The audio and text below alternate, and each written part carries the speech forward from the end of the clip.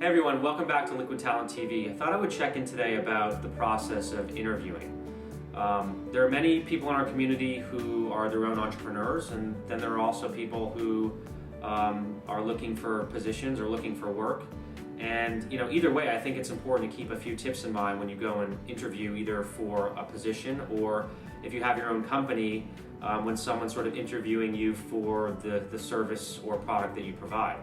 I'd say the first step to a good interview is to come in, have a nice smile, look someone in the eye, and give a firm handshake. This is something that may seem really kind of fundamental, but oftentimes can be overlooked when you are sort of too caught up in the thing that you're looking to sell rather than just in forming a relationship. The second thing that I think is really important is in a conversation that you have with someone, people like to talk about themselves. So make sure that you have a couple really good questions that you've prepared to talk to people about, and ask them about their business, ask them about how they got started. You probably should have done some homework early on for preparation, but it's always nice to come in and ask a few questions about someone, get them talking about themselves. And it's also good for you because you want to know what type of environment that the culture of the environment, or also the culture of the client, to make sure that it's the type of person that's the right fit for you. And I think the third thing that's really important to make note of is the follow-up.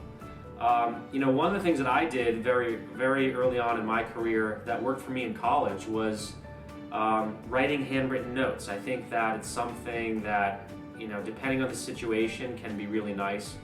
I think we've gotten so used to sending texts and tweeting and email.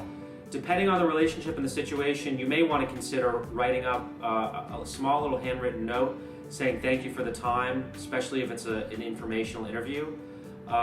If not, make sure within the next 2 days to just write a nice emailing people back, thanking them for the opportunity, and putting together a few notes about something anecdotal that happened in the interview to make sure that you remembered, and also coming up with with a little bit of follow-up. So you could say to the person, hey, really enjoyed speaking with you.